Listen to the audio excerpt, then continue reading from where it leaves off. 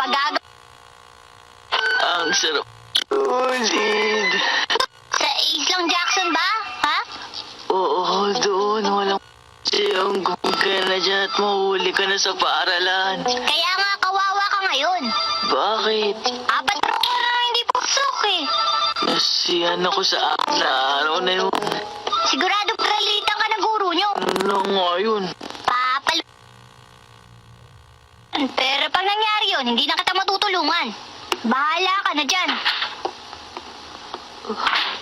Ayoko na yata bumangon.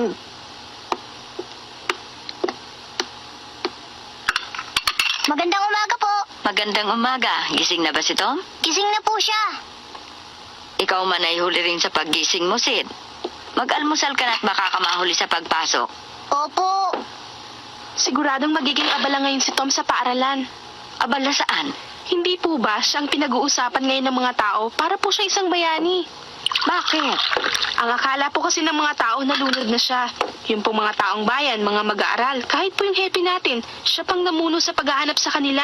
Nagpaputok na nga po sila ng kanyon. Pagkatapos po ay bigla na lang nakaligtas pala sila. Lahat po ng tao ay natuwa nang makitang buhay sila. Ngunit ang hindi nila naisip, pinangamba nila tayo ng husto. Sana pala ay pinagalitan ko pa siya ng gusto nang siya'y nagtanda. Si Tom po at si Ben Rogers ang pinakatanyag ngayon dito sa ating lugar. Kaya po sigurado kung pag-uusapan sila ng mga mag-aaral ngayon. Gusto ko rin mapag-usapan ako. Hindi ka magulong bata na tulad ni Tom, di ba, Sid? Isang karangalan din naman ang gumawa ka ng kabutihan at maging tanyag ng dahil doon. 4 na araw lang naman sila sa Son, yun lang naman. Pero mahirap pong gawin yun, Tia Polly.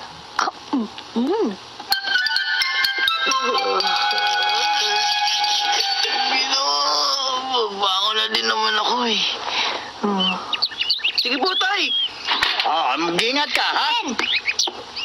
Magandang umaga Magandang po. umaga po. Magandang umaga po. Mga bata, ano ba? Kanina pa ba ninyo hinihintay si Ben? Gusto ko pong marinig ang mga naranasan niya. Gusto ko po malaman ang mga ginawa niya. Ganun ba mga Alam ninyo, naku, napakalikot nitong si Ben. Masaya ba ang bawat araw doon, Ben? Oo! Nilibot daw niya ang Islang Jackson kasama sina Tom at Hak. Itanong ninyo sa kanya ang mga nangyari nung gabing bumabagyo, magugulat kayo. Sige na, Ben. Kwento mo naman. Naku, mahuli na kayo sa pagpasok. Magkwentuhan na lang kayo habang naglalakad. Di ba, Ben? Sige po, Itay. Sige po. Ingat! Ben, nagbasa pala ako puntang isla. Pitan! Tuwang-tuwa ako at nakabalik siyang ligtas. Ako naman ay natutuwa rin, Mare. Pero alam mo bang ako'y nag-alala rin sa kanya? At napuna mo ba, Mare, ang kaibahan ni Ben nung bumalik siya? Naging matapang na siya ngayon. Marahil ang naranasan niyang buhay sa isla ang nagturo sa kanya kung paano maging matibay ang isang bata. Akalain mong Maring siya palang nag-alaga kina Tom at Hak? Ay, ang bait na bata. Alam mo ba na noong gabing bumagyo, may isang puno sa harap namin na tinamaan? Alam mo, kung mga 3 o 5 metro lang ang layo ko sa puno, tinamaan din ako eh. Ano? Hindi ka natakot sa nangyari, Tom? Bakit naman ako matatakot? Kung ako Aaron, tiyak na iyak na ako ng gusto. Hindi matatakot kung kasama ko. Kapitan Tom, mga babae, ba? Becky, Uy, Becky, kinikwento sa akin ni Tom ang mga nangyari. Ikikwento rin niya sa ito, di ba, Tom? aba, syempre. Hindi ako mahilig makinig sa mga storya. Diyan na nga kayo. Becky, sumabay ka na sa amin. Ba't ganun siya ngayon?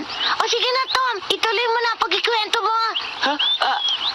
Tapos, meron palang kwenta. Doon kami sumilong at natulog. Oh, Hak! Yaya sa mga babae, ah.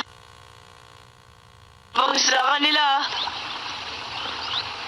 Ano sa ang bike ko nung malayo? Ang nawasak? Ganun. Mag-isa? Tulungan kita pagkagaling ko sa paaralan. Pasok ulit sa paaralan? Naawa ko. Tom, si Vic pala dumaan dyan. Gisa?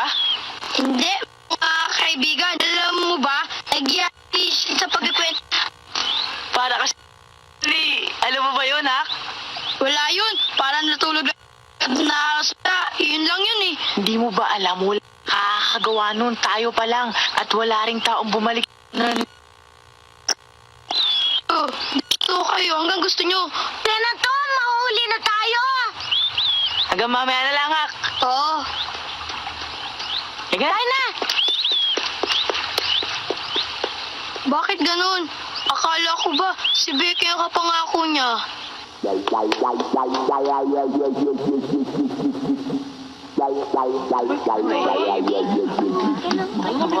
Hindi nyo malalaman kung paano hanggat hindi pa kayo nakakapunta roon.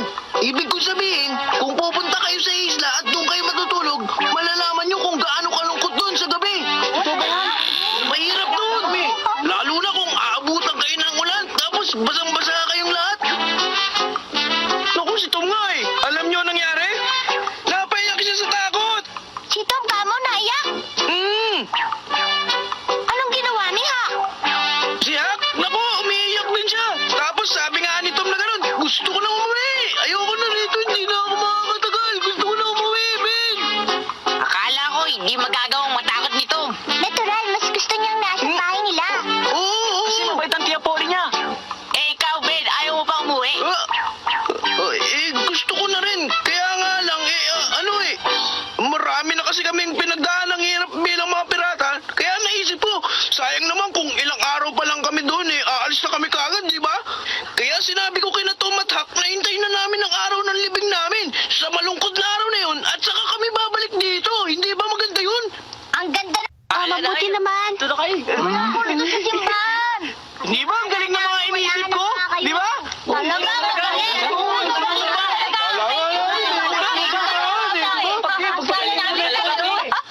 At sana sa mga sandaling ito ay nasa mabuti na silang kamay ng poong may kapal.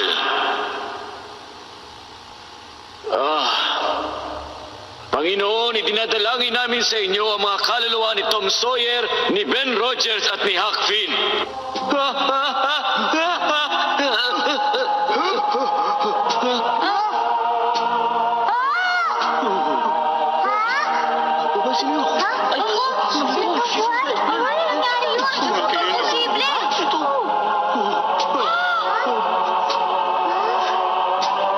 Tom, ikaw nga pa. Nakaligtas ka.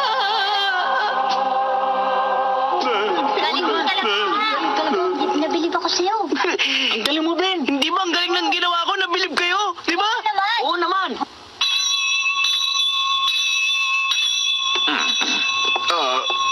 Ginoong David, sandali lamang. May kailangan po ba kayo? Babalik ba sila sa paaralan ngayon? Ha? Ay, nandiyan na po si Ben Rogers. Si Thomas naman po, hindi ko alam kung papasok. Ganun ba? Sana na may makabalik na sila sa paaralan. Ito'y dapat natin ikatuwa, hindi ba? Tama po kay Dian. Ngunit Ginoong Stevens, 4 na araw po silang hindi pumasok ng paralan nang wala akong pahintulot. At wala po akong makitang dapat ko'y katuwa doon. Hoy, Thomas Sawyer! Hindi ka dapat na nag-iingay habang lumalakad sa loob ng paralan. Tom, naikwento ko na ang nangyari sa atin sa isla. Huwag ka na magkikwento sa kanila, ha? Alam na nila lahat. Talaga? Eh, di nagulat silang lahat. Gulat na gulat. Alam na pala nila. Mga bata, kanina pa hindi maganda ang aking pakiramdam. Thomas Sawyer! At ikaw, Ben Rogers! Tumayo kayo ngayong dalawa. Tayo na! Opo. Parang sa tingin ko ay maraming tao ang natutuwa sa inyong dalawa ngayon. Sa mga salbahing batang tulad ninyo. Ako ay hindi. Hindi kayo pumasok ng 4 na araw at pinag-aralan nyo ang maraming tao. At upang maunawaan ninyo na ang inyong ginawa ay mali, ibigyan ko kayong dalawa ng tigda 20 palo. 20 palo? Palagay ko nga ay hindi pa nga sapat yun. Ngayon, sino sa inyong mauna? Ben, ikaw na mauna. Ikaw na lang, Tom. Teka nga, baka nga labis ang 20 palo sa bawat isa sa inyo. Ngayon, sino sa inyong dalawang nagyaya na pumunta sa Islang Jackson? Sino ang nakaisip na bigla kayong susulpot sa pamisa ng libing? At kung sino sa inyo ang nakaisip nun? ay 30 palo sa nakaisip at 10 palo lang sa nakisama. Ngayon, sino ang pinuno? Ikaw na naman ba, Tom Sawyer, ha? O ikaw, Ben Rogers? May nakakalabas sa inyo dito. Ikaw, Emmy Lawrence. Naikwento marahil sa iyo ni Tom dahil sabay kayong pumasok kanina. Sabihin mo ng totoo, si Tom ba o si Ben? Huwag kang magsisinungaling, Iha. Huwag mong sabihin hindi mo alam, Iha. Hindi ko po alam. Alam kong nagsisinungaling ka, Emmy. Hindi ko po alam. Huwag mong sabihin yan. May pinagtatakpan ka sa kanilang dalawa, hindi ba? Totoo po, hindi ko po talaga alam. Tumayo ka ngayon din, Emmy. Ginoong Dobbins. Huwag niyo punta ko di si Emmy. Ginoong Davins. Ganun, ha? Sabi ko na nga ba at ikaw ang pinuno?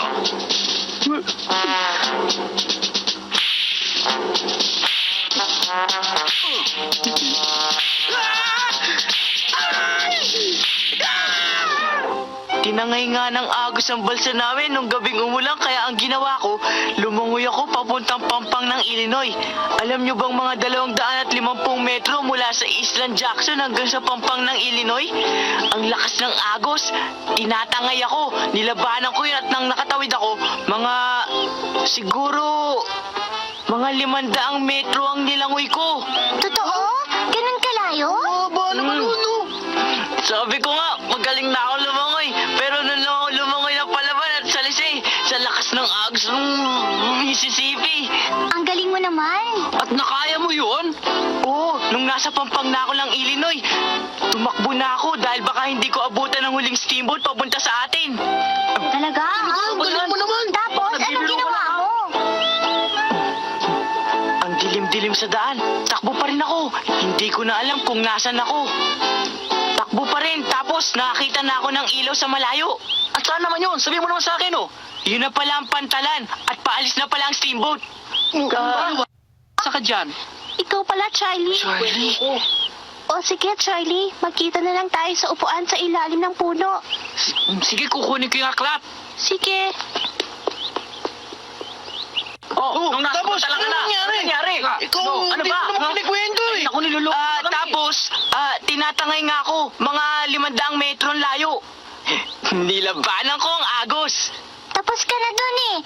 Nasa pantalan ka na ng Illinois, di ba? Nakarating nga ako sa pantalan. Ang sarap ng pakiramdam ko. Para akong nanalo sa labanan. Nakasakay ako sa steamboat nang hindi ako nagbayad. At nakarating ako dito na maayos. Alam niyo ba kung paano ko nagawa yun? Paano? Sige, sabihin mo nga. May bantay doon na. Oo. Oo naman.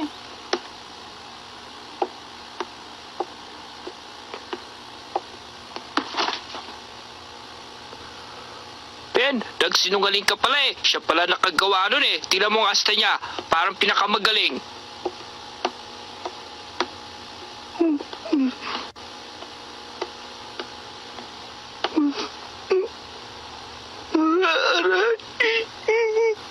Sige Becky, kikwento ko yung kwento ni William Tell. William Tell? Noong unang panahon, may isang mahusay sa pana na nabuhay sa Europa. O tingnan mo, dito sa retratong to, yung taong yon may anak. Minsan, may isang salbahing tao na nagpalagay ng mansanas doon sa ulo ng anak niya. Gusto ng taong yun, panain ni William Tell yung mansanas. Ang ginawa niya, kumuha siya ng 2 pana. Becky, hindi ka naman nakikinig sa akin eh. Nakikinig ako, Charlie. Nahulog sa puno yung mansanas. Ano nangyari? Eh, hindi ka naman nakikinig nga eh. Pasensya ka na ha. Kasi yata, mas gusto mo pang makinig kay Tom kesa sa akin eh. Ha? Ayoko sa kanya. Talaga naman eh, may gusto ka sa kanya eh, magtapat ka na.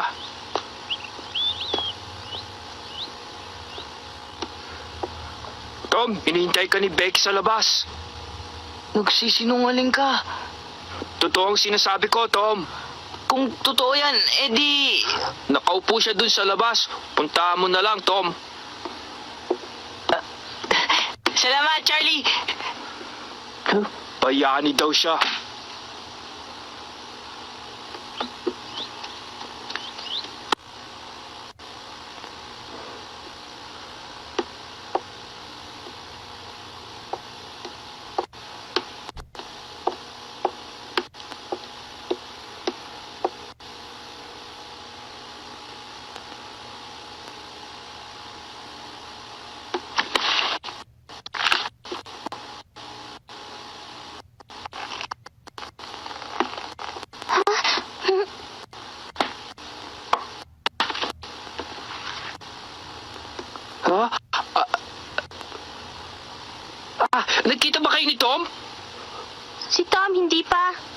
yun. Pinuntahan ka nga niya sa labas eh. Baka nagkasalisi kayo, Becky.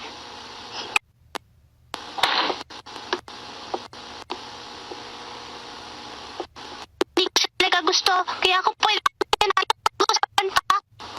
Oh, ayaw ko rin sa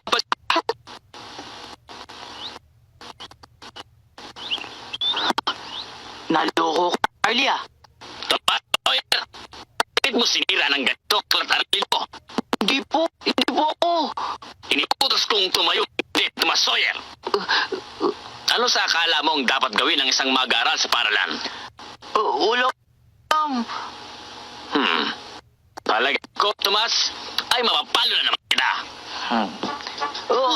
Ginoong Davins, hindi ko po alam kung sino. Tomas Sawyer! 30 palo para sa'yo. Halika. Opo.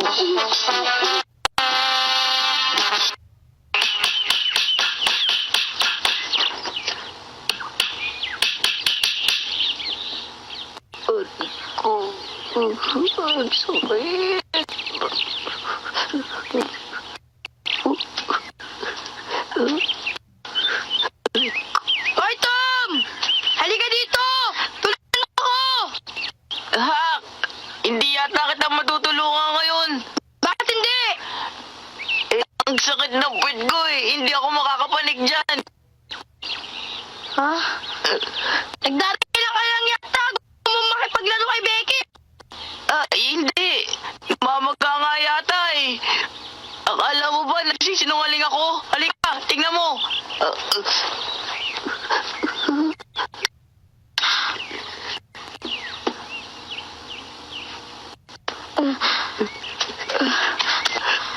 Katawain natin to. Hindi p***impis eh. Ang dami sa akin eh. Kawawa ka naman.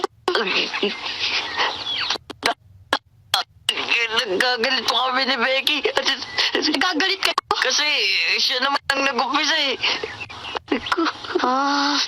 Sayang kayo ni Becky. Alam ko si Charlie ang sumira na aklat aralin ni Tom. Hindi ako nagsalita.